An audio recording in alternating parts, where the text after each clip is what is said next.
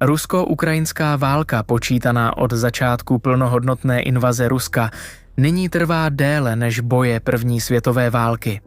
A přestože poslední měsíce přinesly jasné známky stabilizace na mnoha úsecích fronty, válka nevyhasla. Rusko nadále vyvíjí tlak na vybraných směrech, zatímco ukrajinské síly se snaží znovu získat iniciativu jinde a zaznamenávají sérii taktických úspěchů. Dnes se podíváme na nejdůležitější události na hlavních směrech fronty, znázorníme je na mapě a zaměříme se zejména na klíčové změny v tom, jak byla tato válka v posledních měsících vedena. Na pozadí také pokračuje ukrajinská kampaň dálkových úderů. Pojďme se do toho ponořit.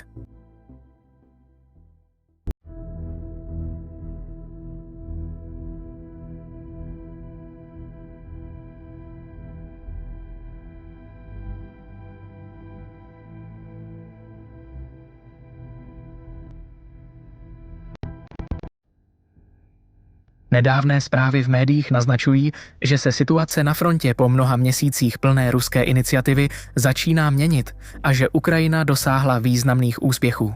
Podívejme se na to podrobněji, protože jako obvykle je realita složitější.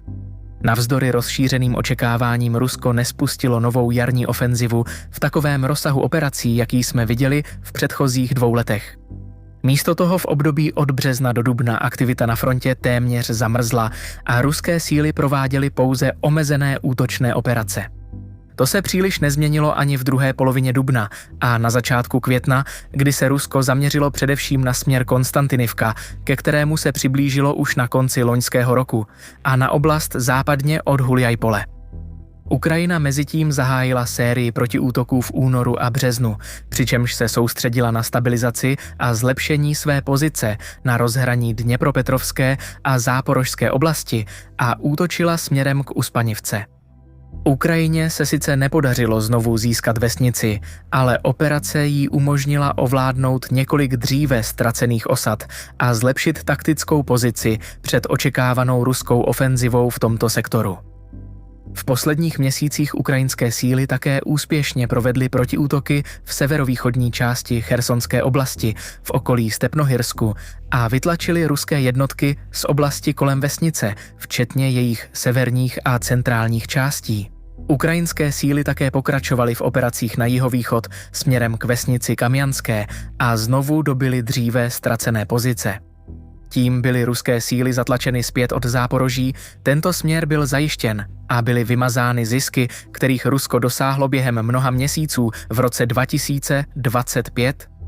Hlavním efektem bylo zatlačení ruských operátorů FPV dronů, kteří představovali hrozbu pro jižní čtvrti samotného Záporoží. Během posledních několika týdnů byla zaznamenána širší ukrajinská aktivita také v okolí Ivanivky a Novopavlivky, což vedlo k zajištění obou vesnic jihozápadně od Pokrovska. Dále na západě pokračovaly v posledních dnech ukrajinské operace podél fronty široké více než 20 kilometrů, kde jsme zaznamenali ukrajinský útok směrem k vesnici Komar.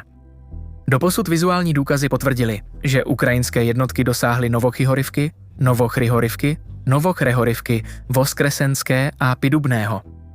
Ukrajina nyní postupuje podle velmi podobného modelu, jaký Rusko použilo před rokem. Vidíme účinnou taktiku pronikání a infiltrace jednotlivých vojáků skrz úseky frontové linie, které nepřítel nechal neobsazené, v kombinaci s logistickými problémy na straně, která tento úsek momentálně brání. Jelikož jde o infiltrační taktiku, neměli bychom automaticky předpokládat, že útočící jednotky skutečně upevňují kontrolu. Oblasti, které vypadají jako znovu dobyté, mohou zůstat sporné. Asi před 2 týdny byla v Dobropasově zaznamenána ruská přítomnost. Za pár dní byla v Novochryhorivce zaznamenána ukrajinská přítomnost. 2 vesnice vzdálené přes 20 km vzdušnou čarou.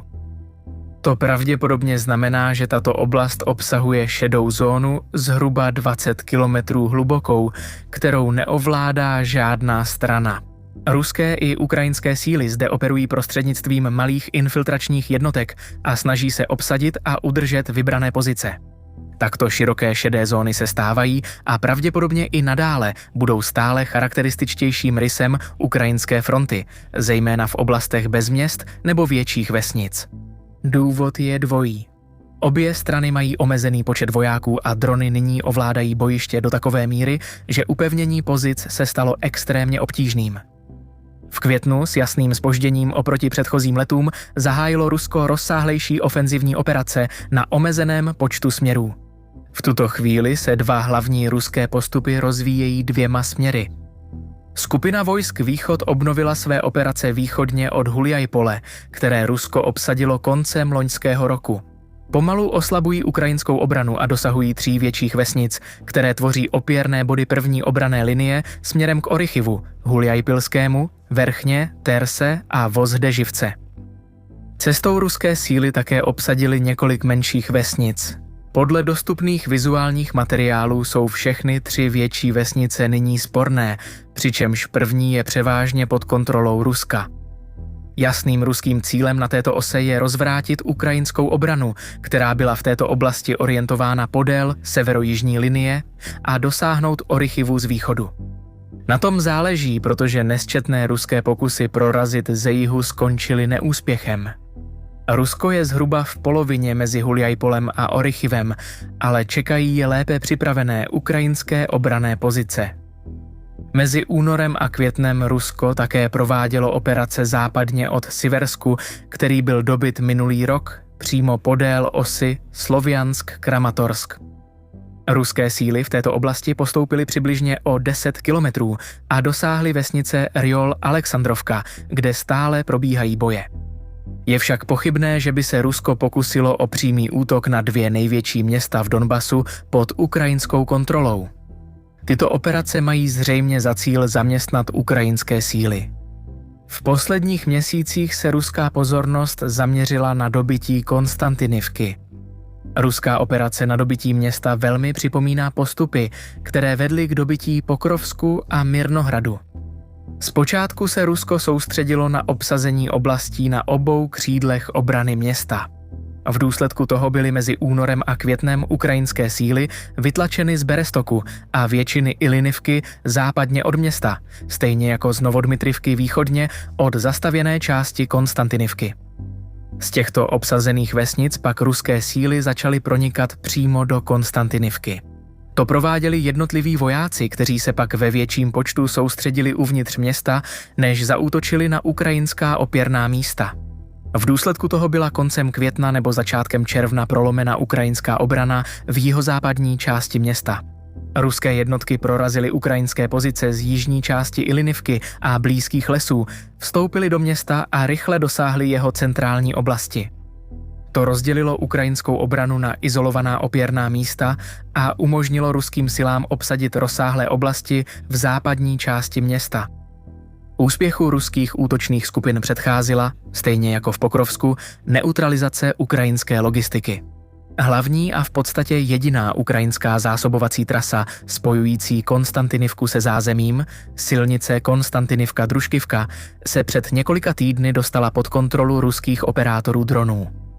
Většina pohybu po této silnici byla zablokována, což donutilo ukrajinské jednotky chodit do města i zpět pěšky. Ukrajinští vojáci sami přiznali, že rotace nebo přesun do města představuje mnohem větší riziko než samotný pobyt uvnitř. Kontrola nad silnicí nejenže zkomplikovala zásobování města, ale také výrazně narušila rotace, pohyb čerstvých sil a téměř znemožnila evakuaci raněných. Zároveň pravidelné ruské přesné údery klouzavými bombami proti identifikovaným ukrajinským obranným pozicím postupně oslabovaly obranu a umožnili útočným skupinám dosahovat úspěchů. A tak bitva o město vstupuje do své závěrečné fáze, ale to neznamená, že celá ukrajinská obrana rychle padne. Zatímco šance Ukrajiny udržet východní a centrální části města jsou nyní velmi omezené, zkušenosti z Pokrovska a Mirnohradu naznačují, že ukrajinské síly budou pokračovat v odporu v nejzápadnějších čtvrtích města, aby bitvu oddálili. A co Družkivka, nejzřejmější další ruský cíl po Konstantinivce. Družkivka chrání Kramatorsk a Sloviansk z jihu a bez jejího dobytí nebude Rusko schopno zahájit žádnou vážnou operaci zaměřenou na obsazení těchto 2 měst. Na severním břehu Donce, ve směru na Lyman, je situace nejednoznačnější. Na jedné straně ruské síly pokračují v pronikání do města z východu přes zalesněné oblasti a opakují taktiku rozptýlené pěchoty, o které jsme mluvili dříve. V důsledku toho si Rusko udržuje určitou přítomnost ve východní části města, místy dokonce až v jeho centru. Na druhé straně, severně od Lajmanu, ukrajinské síly provádějí vlastní útočné operace. Za téměř úplného mediálního ticha Ukrajina útočí v úseku od Dobry-Dobryševe po Katerinivku, dosahuje úspěchů a znovu získala alespoň vesnice Karpivka a Rydokup. Podle dosud nepotvrzených zpráv mohou být tyto úspěchy ještě větší. Skutečnost ukrajinských operací a postupu potvrdily také ruské zdroje. Na zbývajících úsecích fronty jsou operace pomocné nebo vázací, přičemž ruský tlak stále pokračuje. Nejaktivnější ruské operace probíhají kolem Kupjansku na východním břehu řeky Oskil, kde ruské síly před nějakou dobou dosáhly Kupjansku v Uzloví. Situace ukrajinských vojáků na východním břehu řeky zůstává mimořádně obtížná kvůli problémům se zásobováním, protože zásoby k nim mohou dorazit pouze pomocí dronů. V současné době tedy vidíme dva směry, kde Rusko rozvíjí ofenzivní operace, západně od Huljajpole a uvnitř Konstantinivky. Současně Ukrajina provádí vlastní ofenzivní akce na 3 osách, které by se daly označit za neaktivní a s omezeným významem. Právě tyto vlastnosti je ale pravděpodobně učinily atraktivními pro ukrajinské velení. Pánové, před pokračováním 2 krátká oznámení.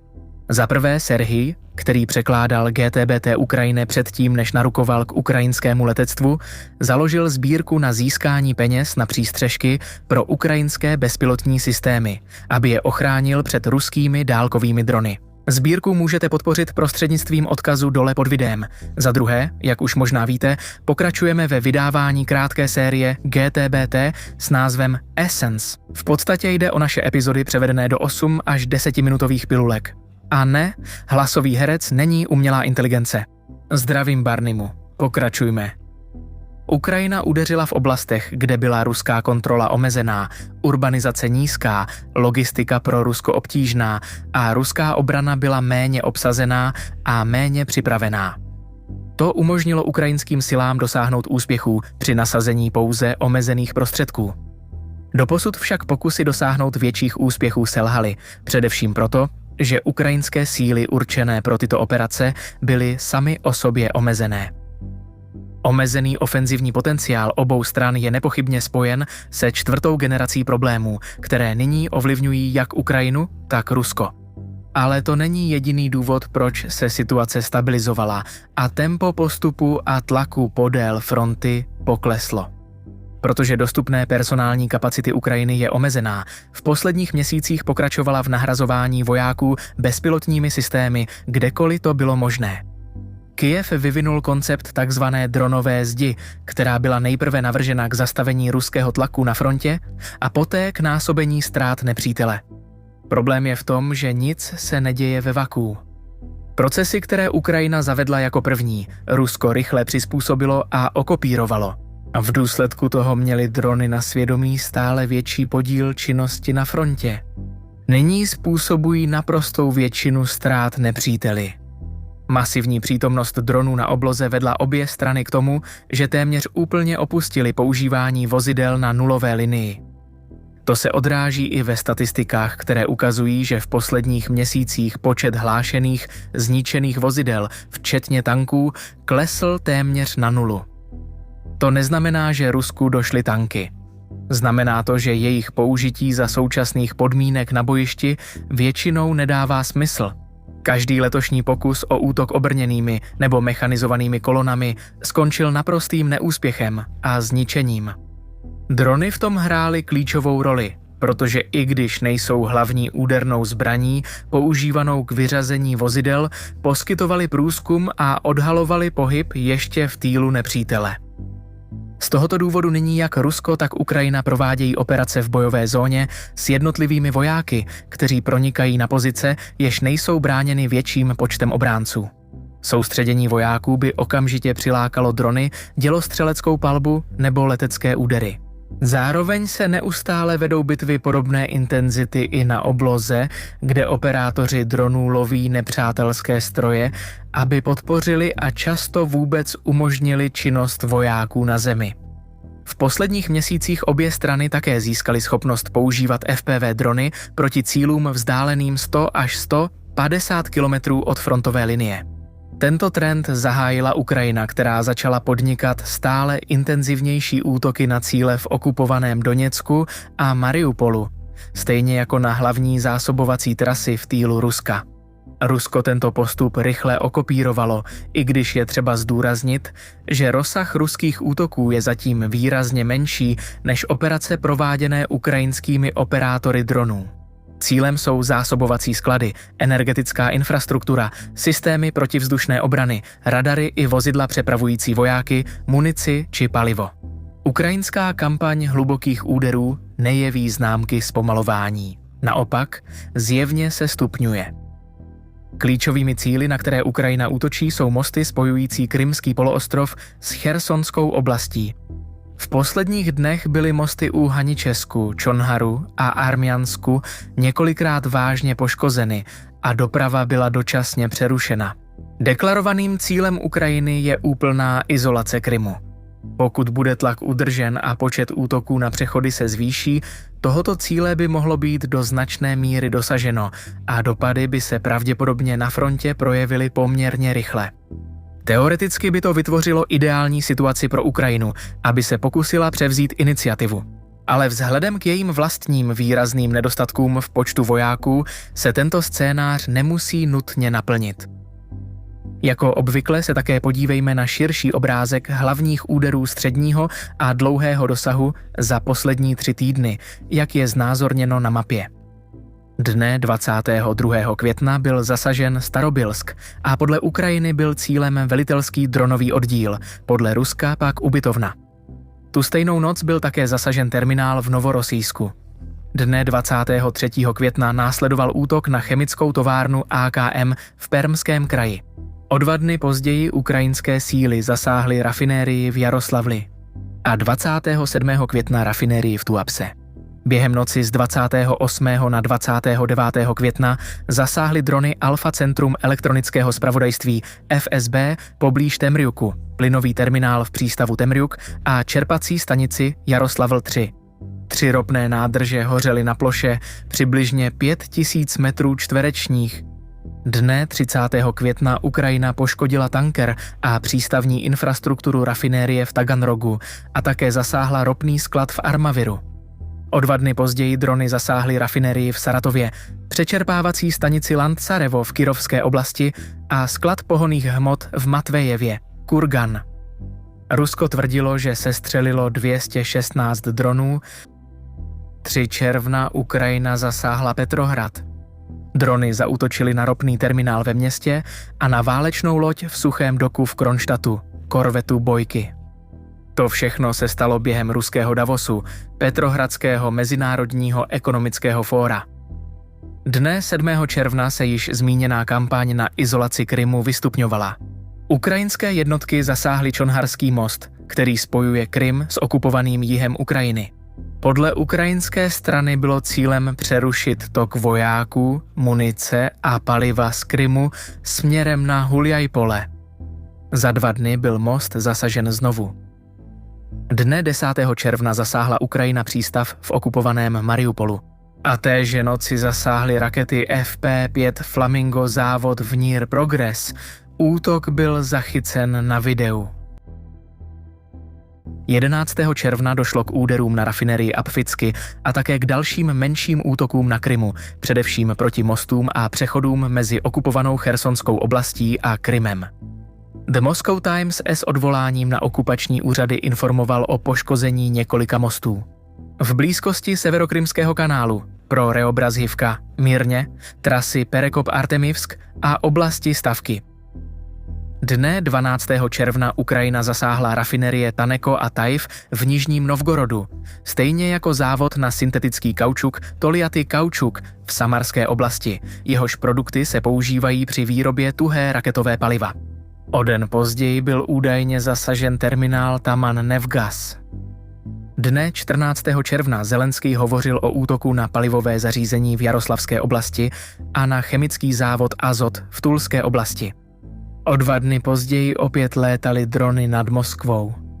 Jeden z nich poškodil zařízení v rafinerii Kapotňa. Téhož dne trosky dronu způsobily požár v palivovém skladu v Kutavské v Krasnodarském kraji.